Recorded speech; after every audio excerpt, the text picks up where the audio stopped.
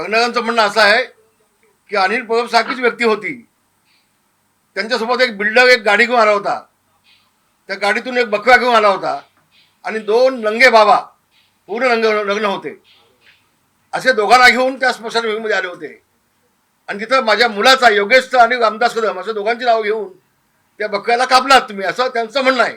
चंद्रग्रहणाच्या रात्री, चंद्रग्रहण ज्या दिवशी होती, पौर्णिमा होती, त्या दिवशी रात्री 12 वाजता आपण कोळीवाड्याच्या स्मशानभूमीमध्ये एक बकरा कापलात का? कारण आपल्यासारखाच कोणती माणसं होता असं त्यांचं म्हणणं आहे.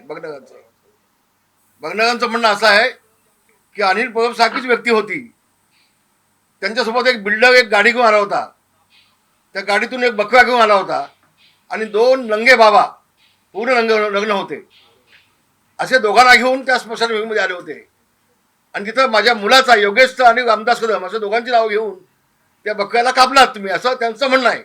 मला नक्की माहिती नाही, तर हे वास्तव असेल तर ते चुकीचं आहे.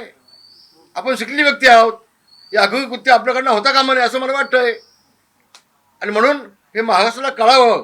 आपण जर खुलासा आपल्याकडनं झाला तर सोयीचा होईल. आपल्याला हात जोडून विनंती आहे, कारण आपल्यासारखीच व्यक्ती कोणती होती असं बघणाऱ्याचं म्हणणं आहे, त्याचा खुलासा व्हावा आपल्याकडून अशी माझी आपल्याला विनंती आहे. तेव्हा हे सगळं थांबवा. मी नवीन नाही पक्षामध्ये, 50 वर्ष मी मातोश्रीमध्ये काढलेली आहेत. तुम्ही किती वर्ष होतात मला माहिती नाही. दंगलीच्या वेळेला पोलिसांनी 2-4 लाठ्या मागल्या तर खूप मी मोठं काम केलं असं आपण मागून सांगत होतात लोकांना, उद्धवजींना. आणि माझं मत असं आहे की याबाबत उद्धवजींनी बोलावं स्वतः. आता isakal.com आहे देशातील नंबर 1 ची मराठी न्यूज वेबसाईट.